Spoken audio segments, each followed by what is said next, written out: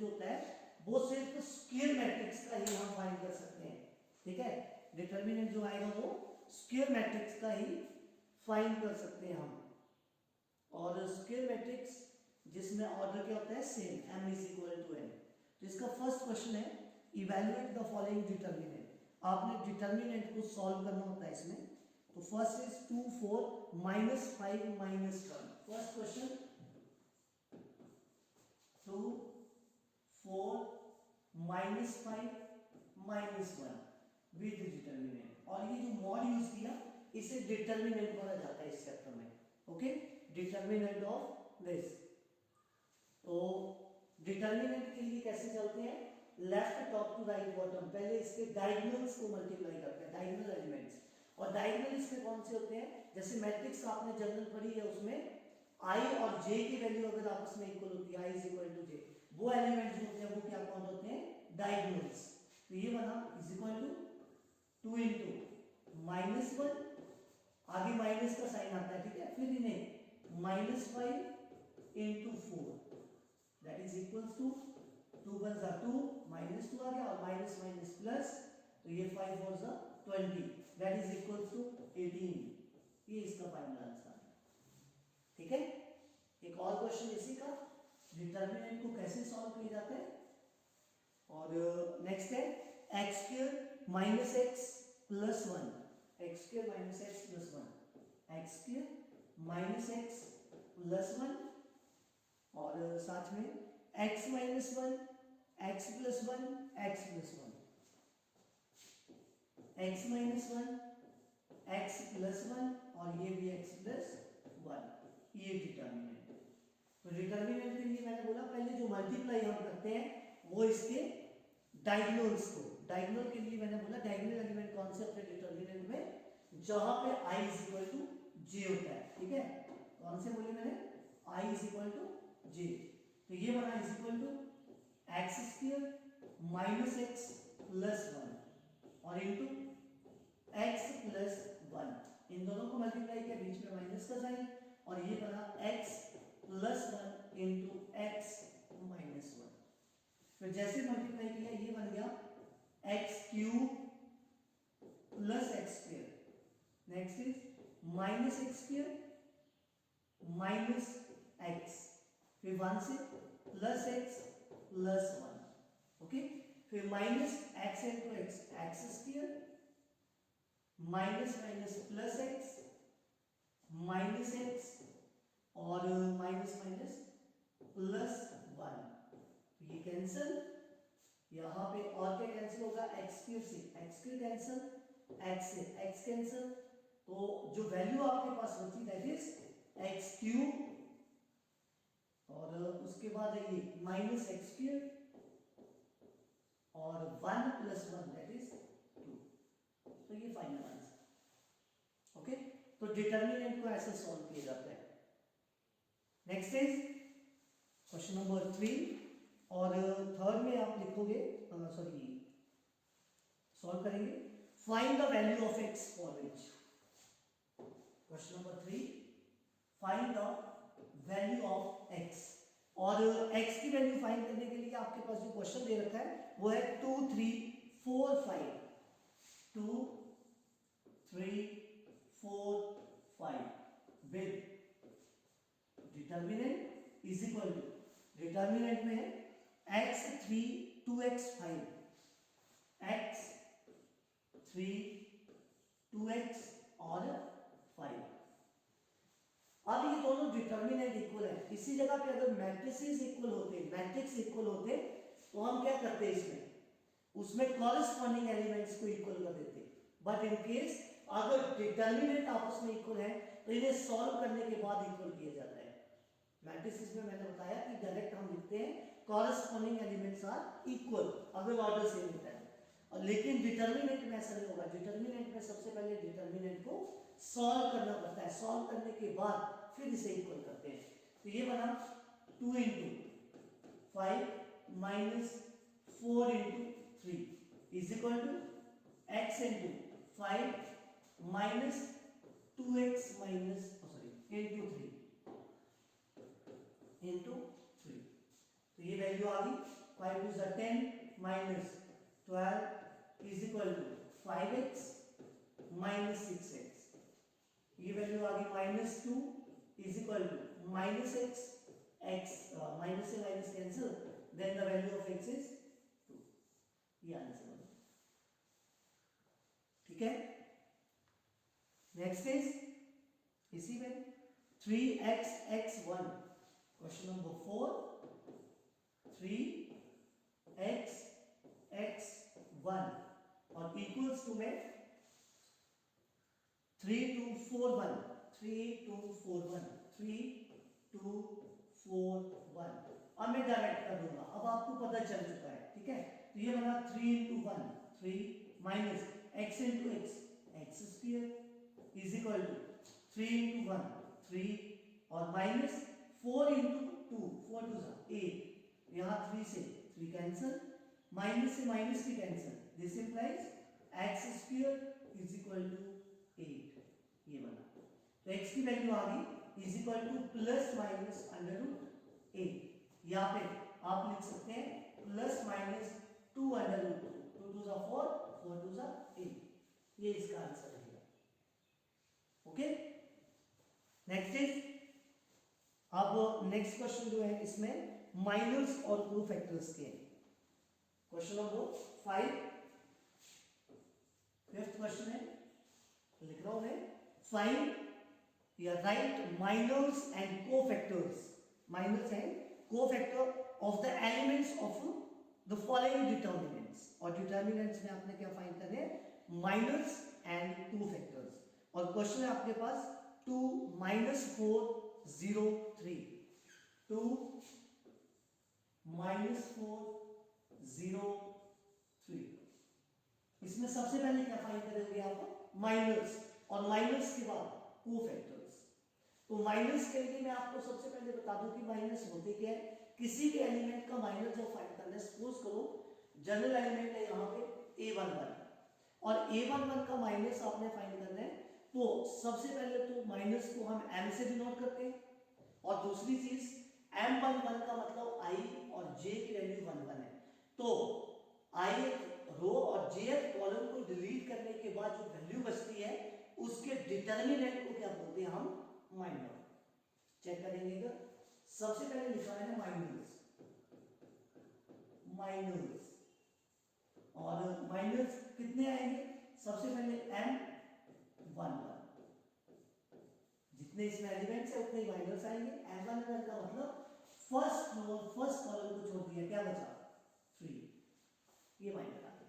Second m12, m12 का मतलब क्या है, फर्स्ट रो और सेकंड कॉलम को छोड़ दिया, तो क्या बचा 0। थर्ड m21, m21 का मतलब है सेकंड रो और फर्स्ट कॉलम को छोड़ देंगे, सेकंड रो और फर्स्ट कॉलम को छोड़ दिया, क्या बचा -4। And last is m22, m22 का क्या मतलब, सेकंड रो और second column, second row second column, ध्यान में रखना, रो हॉरिजॉन्टल और कॉलम वर्टिकल, रो ऐसे को चलेगी एक्स एक्सिस के पहले और कॉलम वाई एक्सिस के पहले। तो ये second row second column, that is 2। Okay, उसके बाद आएंगे कोफैक्टर्स, कोफैक्टर्स, और कोफैक्टर्स में क्या आएगा, देखो कोफैक्टर है C11, C11। अब इसका जो मेन रूल है, रूल मतलब फॉर्मूला, फॉर्मूला आता है -1 raise to power -1 raise to power i j, i plus j, i और j 1 1 है इनटू m11, ये है इसका फॉर्मूला। तो यहां से क्या बना, -1 raise to power 2, -1 raise to power 2, तो ये प्लस का मान हो गया, और +1 में ये क्या आ गया 3, m11 है 3 और ये +1। अब C12, C12 का मतलब हुआ -1 रेज टू पावर 1 + 2, ये वाला, और into m12 is equal to -1 raise to power 3, ये माइनस ही रहते हैं, और M12 की वैल्यू क्या है 0, लेकिन 0 के साथ नेगेटिव साइन में लेते हैं तो ये क्या बना 0। थर्ड इज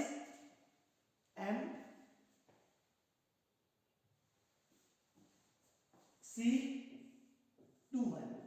C21 का मतलब हुआ -1 रेज़ टू पावर 2 + 1 और साथ में M21, ये फॉर्मूला है। -1 raise to power i + j into Mij, या जो भी दे रखा होगा आपके पास, ठीक है। तो ये बना -1 रेज़ टू पावर 3 माइनस, और यहां पे -4 है तो ये बन गया +4।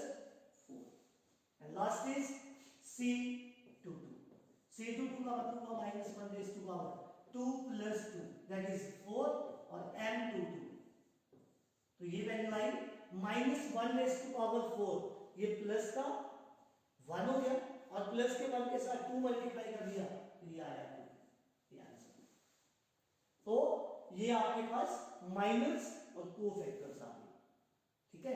या इन शॉर्ट में आपको बता दूं कि जब आपने माइनस लिख लिए उसके बाद जब आप इन दो आई और जे की वैल्यूज का सम करोगे, अगर ये इवन आया तो minor as it is cofactor में आ सकते हैं, लेकिन अगर इनका सम ऑड रहा तो उसका साइन चेंज आता है। जैसे ये 2 का साइन चेंज हो गया, इनकी पावर में 3 आया, ओके। तो ये डायरेक्ट भी कर सकते हैं हम। नेक्स्ट में मैं आपको डायरेक्ट करके बताता हूं। क्वेश्चन नंबर 6, और 6 है आपके पास माइनस और कोफैक्टर में ये 2 - 3 5, 2 - 3 5, सेकेंड रो 6 0 4, 6 0 4, थर्ड रो 1 5 - 7, 1 5 - 7, और ये डिटर्मिनेंट में वैल्यू आई। अब सबसे पहले इसके माइनर्स फाइंड करेंगे आप, और माइनर्स के लिए मैंने बोला कि जितने इसके ये जनरल एलिमेंट बीच में दे रखे हैं, जितने एलिमेंट है उतने माइनस आते हैं। तो ये बना माइनस, और लॉग मेथड से मैं आपको बता रहा हूं कैसे हम डायरेक्ट कर देते हैं इसको। तो माइनस में फर्स्ट आया M11, M11 का क्या मतलब हुआ, फर्स्ट रो और फर्स्ट कॉलम को छोड़ के जो बचता है उसका डिटर्मिनेंट। तो ये वैल्यू बची 0 - 20, तो ये बना -20। M12 का मतलब फर्स्ट रो और सेकंड कॉलम को छोड़ देना है। फर्स्ट रो सेकंड कॉलम छोड़ दिया, -42 - 4 -46, ओके। नेक्स्ट इज M13 में क्या हुआ, फर्स्ट रो थर्ड कॉलम 6 5 30 - 0, तो ये आया 30, ओके। नेक्स्ट इज M21, पहले ये लिख लेता हूं मैं, M22, उसके बाद M23 माइनस लिख रहे हैं हम, फिर M31, फिर M32 और लास्ट M33। तो यहां से M21 की वैल्यू, 21 मतलब second row and first column, second row first column, तो ये बना minus minus plus 21 - 25, 21 - 25 that is -4. Next is 22, second row second column, -14 - 5, -14 - 5 that is -19. Next is second row third column, second row third column, second row third column, 10 + 3 13। अब last row के minus 31 third row first column -12 और बाकी 0 हो गया -12। Next third row second column 8 -30, 8 -30 -22. And last is third column 0 +18, क्योंकि बीच में minus आता है और जो नेगेटिव टर्म आती है वो उसे पॉजिटिव कर देता है। ओके, अब इसके आगे cofactors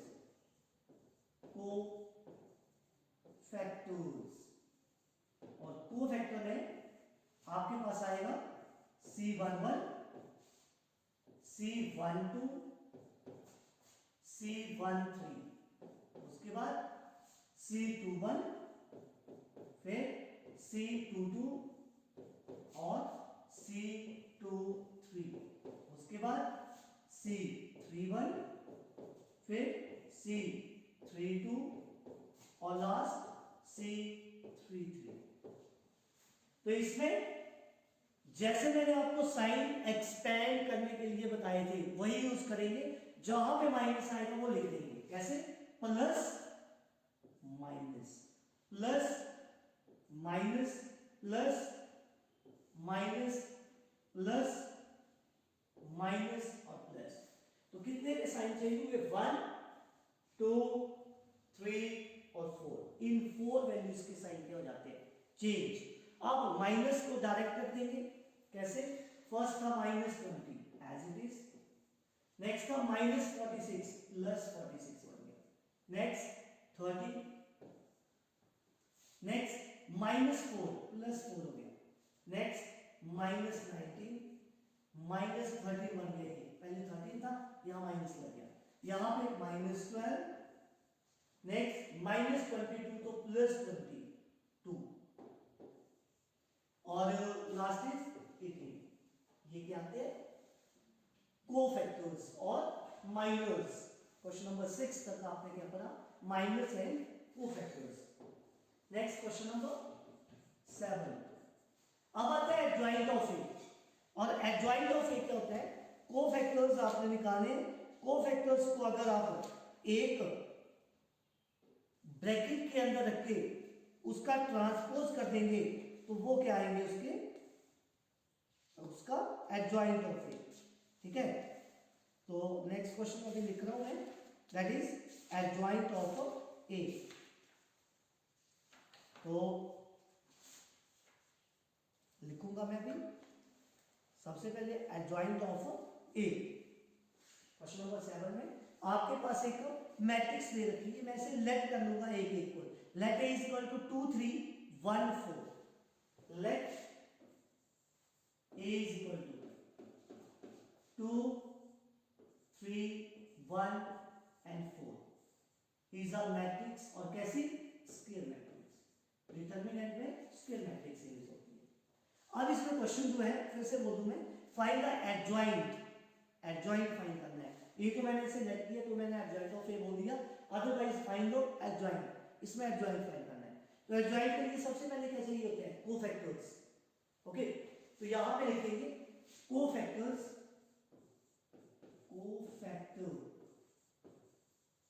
of capital A R. Cofactor में क्या क्या है? डायरेक्ट कोफैक्टर लिख रहा हूं मैं। कोफैक्टर में आ गया C11 C12 C13 21 and C22। अब देखेंगे यहां पे 1 + 1 2, 1 + 2 3, और आया तो माइनस, 2 + 1 3 और 2 + 2 4 इवन। तो इसका मतलब 2/2 में इन दो के साइन चेंज होते हैं, जो मैंने पहले ही कर दिए। ठीक है, अब माइनस और इसी में फिट कर देंगे, 2 फैक्टर बन जाएंगे। तो ये बना 1 2 1 1, first row first column that is 4, first row second column that is 1, second row first column that is 3, second row second column that is 2। क्या आ गए? ये कोफैक्टर्स। किसके? मैट्रिक्स, स्क्वायर मैट्रिक्स दे रखा था, उसके कोफैक्टर्स आ गए। अब आप लिखेंगे therefore adjoint of A. Adjoint ADG से, एडीजे से डिनोट करते हैं। एडजॉइंट ऑफ ए, ये लिखा adjoint of A is equal to, होता क्या है? इन्हें एक मैट्रिक्स में लिख देंगे 4 -1 -3 and 2 और उसका क्या कर देंगे ट्रांसपोज। ट्रांसपोज में आपके पास पढ़ेंगे रो, लिखेंगे कॉलम। ये बना 4 -1 -3 2 और ये आपका आंसर आ गया। क्या आ गया ये एडजॉइंट ऑफ ए। ठीक है, ऐसे फाइंड करते हैं एडजॉइंट ऑफ ए कि आपने जो कोफैक्टर्स फाइंड किए उन्हें एक मैट्रिक्स में लिखिए, उसका ट्रांसपोज कर देंगे तो वो क्या बनेगा इसका एडजॉइंट ऑफ ए। अब लास्ट जो क्वेश्चन इससे बनता है वो आता है फाइंड द इनवर्स। अब इनवर्स फाइंड करना बता रहा हूं मैं आपको, और मैंने एडजॉइंट ऑफ को 2/2 से बताया, तो इसका जो इनवर्स है वो 3/3 से बताऊंगा, जिससे आपको पता लग जाएगा कि 3/3 का एडजॉइंट भी कैसे निकाला जाता है। इसी में आ जाएगा क्वेश्चन नंबर 8। और 8th क्वेश्चन है let A is equal to 3/3 order में मैट्रिक्स लिख रहा हूं मैं, और वो मैट्रिक्स है 1 -1 2 1 -1 2 second row 0 2 -3 0 2 -3 and last is 3 -2 4 3 -2 and 4 और ये मैट्रिक्स है 3/3। ओके, अब इसमें क्या बोला है फाइंड द इनवर्स। और इनवर्स फाइंड करने के लिए मैंने आपको बता रखा था कि इनवर्स जब फाइंड करते हैं तो सबसे पहला काम उसका डिटर्मिनेंट फाइंड करना होता है। तो सबसे पहले इसका डिटर्मिनेंट निकालेंगे, तो डिटर्मिनेंट को मॉड से डिनोट करते हैं। Determinant of A is equal to, और रो 1 को एक्सपेंड करेंगे और 1 को एक्सपेंड किया तो 1 into 2 4 जा 8, आगे माइनस का साइन आता है, माइनस माइनस प्लस 3 2 जा 6, आगे माइनस -1 सेकंड के साथ सेकंड एलिमेंट के साथ माइनस साइन आता है। फिर 0 into 4 0 और -9 तो +9, फिर प्लस 2 into 0 -3 2 6 ये बना, और ये वैल्यू आ गई 1 into 2 माइनस माइनस प्लस 9 और plus 2 into -6 that is equal to 2 plus 9 minus 12 is equal to -12 is equal to -1। ठीक है, और ये 0 के इक्वल नहीं आया, this implies is not equal to 0, -1 is not equal to 0। तो डिटर्मिनेंट ऑफ ए जब 0 के इक्वल नहीं आता है, इनवर्स तभी पॉसिबल है। अगर ये 0 के इक्वल आ जाता तो इनवर्स नहीं एग्जिस्ट होता। तो यहां पे आप लिखोगे देयरफॉर इनवर्स एग्जिस्ट, इनवर्स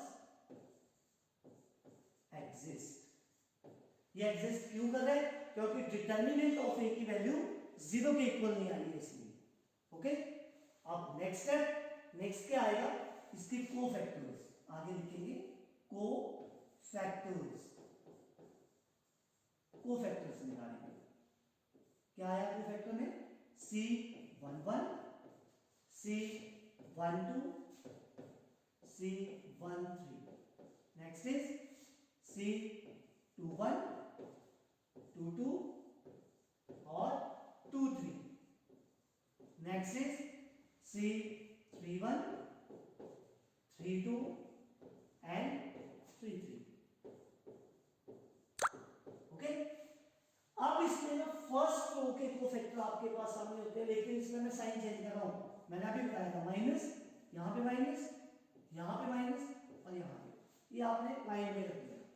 अब फर्स्ट रो के कोफैक्टर यहां पे दिए होते हैं, ये ब्रैकेट के अंदर वाले 2 9 -6 2 9 और -6, तीन थे आपके कोफैक्टर्स, इसी में मिल जाते हैं जब आपने डिटर्मिनेंट ऑफ ए फाइंड की।